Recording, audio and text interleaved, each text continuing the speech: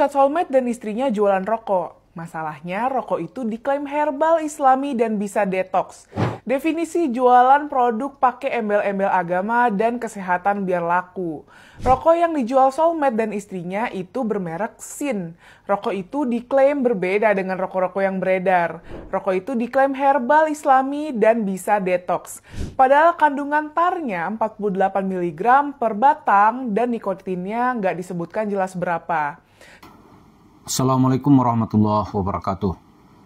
Para pemirsa, setelah kita mengungkap sedikit tentang masa depan pendidikan Yayasan di Darul Quran atau Ma'had Tahfiz Quran milik Yusuf Mansur yang sekarang ini sudah megap-megap kalau kata orang Jawa nih, mau mati atau mau bangkrut. Kalau bangkrut sudah pasti, karena tanpa bantuan finansial dari luar pondok nggak mungkin dia bisa melanjutkannya. Kenapa?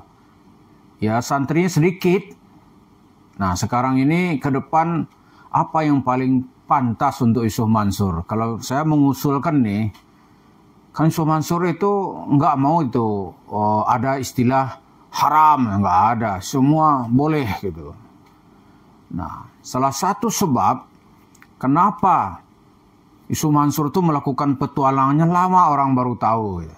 Karena dia pakai dalil-dalil agama, cerita-cerita agama, ya sedekah lah, ya tabung tanah lah, masuk surga berjamaah lah, kemudian membangun peradaban Islam dengan membeli masjid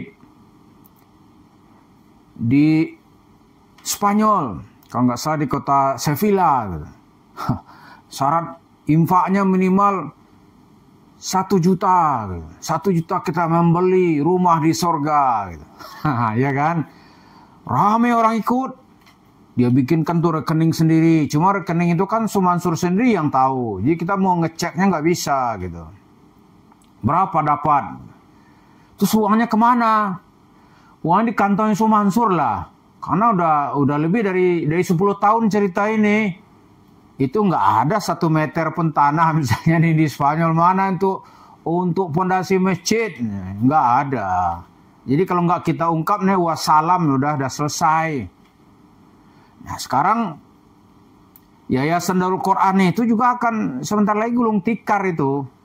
Kalau nggak dia harus subsidi terus menerus dari warung stick and shake. Cuma Mansur kan nggak mungkin mau, enak aja duit gue yang udah pasti dikasih ke kalian-kalian gitu kan, yang mau ngapalin Quran. Nggak ada, minta sama Allah ya, kalau Allah suruh matiin kan, dia begitu aja logikanya tuh. Nah sekarang yang paling pas buat Yusuf Mansur ke depan ini adalah itu menutup segera Ma'had Tahfiz Quran. Lalu diapain? Kalau bikin warung stick and shake di situ nggak rame itu. Lalu yang pas apa? Bikin di situ tuh pabrik rokok. Loh kenapa dari rumah Tahfiz ke pabrik rokok? Karena hasil yang mau dicapai dari menghafal Quran itu nggak ada. Karena harusnya orang menghafal Quran melahirkan para ulama dan orang-orang yang berjiwa tawadu. Ya kan? Ini kan nggak. Sama kalau kita lihat kilas balik sejarah masa lalu nih. Itu kaum Khawarij itu, para jemaah itu orang yang hafal Quran banyak. Waduh, dia sepanjang malam tuh menghafal Quran. Tapi kelakuannya nanti membunuh Ali, membunuh kaum muslimin. Terjadilah fitnah di tengah masyarakat yang gak habis-habisnya. Itu dari para penghafal Al-Quran. Lalu kenapa dengan Yusuf Mansur? Ya kan tujuannya kan proposal. Ya kan? Proposal mendapatkan duit dengan menjual cerita rumah tahfiz. Nah, jadi karena ada tahu semua ya udah tutup aja udah. Tidak memberi barakah dan tidak memberi manfaat. Nah, wali santri juga harus tahu nanti dijual itu pondok pesantren, ya susah itu anak-anak atau santri-santri yang sedang belajar. Mendingan cari pesantren yang cocok lah di hati gitu. Yang belajarnya tenang, ya kan? Tidak menjual cerita rumah tahfiz itu untuk proposal bisnis. Nah, kemudian yang kedua, kita cerita sedikit Kenapa pabrik rokok? Itu kan masih banyak di kelas-kelas yang bawah itu kan masih belum melek informasi gitu. Dia masih percaya aja tuh. Tampillah Yusuf Mansur, ini rokok sudah diselawatin gitu. Air asap rokok ini nanti disampaikan malaikat ke langit, rezeki turun, masya Allah, gitu-gitu kan. Nah, air tembakau ini cocok dijadikan untuk mandi, obat rematik, menurunkan asam urat. Kan bisa dia ngibul-ngibul gitu. Orang yakin, saya percaya banyak orang itu. Lalu keuntungannya bermiliar-miliar. Setelah keuntungan bermiliar-miliar, Yusuf Mansur ngomong lagi, Masya Allah.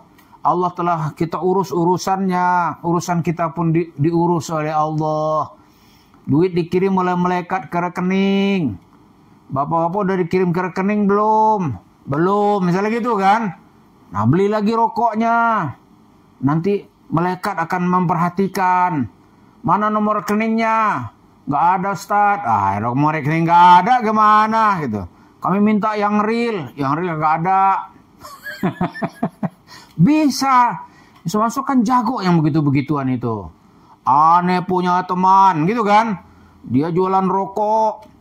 Rokok itu untungnya miliar-miliar. Masya Allah. Dia bisa bangun rumah seharga 150 miliar. Ya tambahin lagi. Sekarang sudah punya private jet. Dari jualan rokok Barakah. Itu saya kira Yusuf Mansur cocok tuh daripada real kan. Bisnis Mahat Tahfiz Quran gitu ya. Karena itu melahirkan, saya banyak ketemu juga dari supir taksi. Rupanya dia alumni Mahat Tahfiz Quran. Tapi nggak enak saya nyebut. Tapi ya gimana ya. Bahlul minta ampun. Ada cerita barakah. Mukjizat. Waduh. Ini nggak akal orang Islam tuh kalau maju. Ceritanya begitu-begituan gitu. Diajarin lah kiai yang begituan. Nah ini gimana kita mau mengantisipasinya nih. Ada kiai. Ane percaya itu mukjizat, barakah, itu guru ane katanya. Itu pasir, satu kali kita kehabisan gula, pasir dia robah menjadi gula. Kalau memang iya, bisa nggak terus-terusan, bisa nggak diverifikasi gitu. Kalau sekali kan nggak bisa, ngapain pula dicerita-ceritain. Tapi kalau bermanfaat buat orang lain, wah saya senang itu. Ceritain ke penguasa. Jadi kita nggak perlu impor gula lagi. Sepanjang pantai pasir kita bisa dirubah menjadi gula pasir. Masya Allah. Gitu kan? Jadi bagi Yusuf Mansur yang cocok bisnis buat dia, itu kalau berada di wilayah 2D. Apa itu 2D? Yang pertama wilayahnya dirty. Kotor. Ya kan, tapi kan dicuci-cucikan dengan salawat. Misalnya nih, kalau dia membuat pabrik rokok, itu kan secara umum rokok itu didefinisikan merusak masyarakat. Ya lah? Dia robah itu, sudah disalawatin. Yang kedua, yang wilayahnya itu danger. Berbahaya gitu. Jadi dia robah nanti kita bayar pajak banyak, bayar sedekah, gitu-gitu kan. Itu nanti duit dari mana dia nggak peduli. Seperti yang sudah dia lakukan terhadap warung stick and shake-nya. Itu banyak yang saya bersaksi itu duit kami dimaling. Gitu-gitu kan. Ada 250 minimal gitu. Jemaah masjid kota wisata. Mungkin nggak cukup 250 sekarang. Karena ada yang meninggal juga. Terakhir Pak Kholik meninggal. Dipanggil oleh Allah. Dia berkurang saksi itu masih banyak. Kasusnya yang bergulir di pengadilan juga ada. Orang tuh yakin benar itu. Ini duit kami. Ditilap oleh Yusuf Mansur. Dia bangunkan investasi warung stick and shake untuk miliknya sendiri. Padahal itu duit masyarakat. Paling Yusuf Mansur maafin aja. Masya Allah. Allah sudah membantu. Nasrum minallah. Wa fathun qarib. Gitu-gitu kan. Jadi agama tuh buat main-mainan aja. Bukan membuat orang menjadi khusyuk dan tunduk kepada Allah. Gitu. Tapi jualan, bagaimana dari cerita itu nanti mendapat keuntungan dunia. Sudah tuh dia cerita syariah yang mana? Pernah nggak dijalankan gitu? Semua dari awal sampai akhir itu melanggar syariah.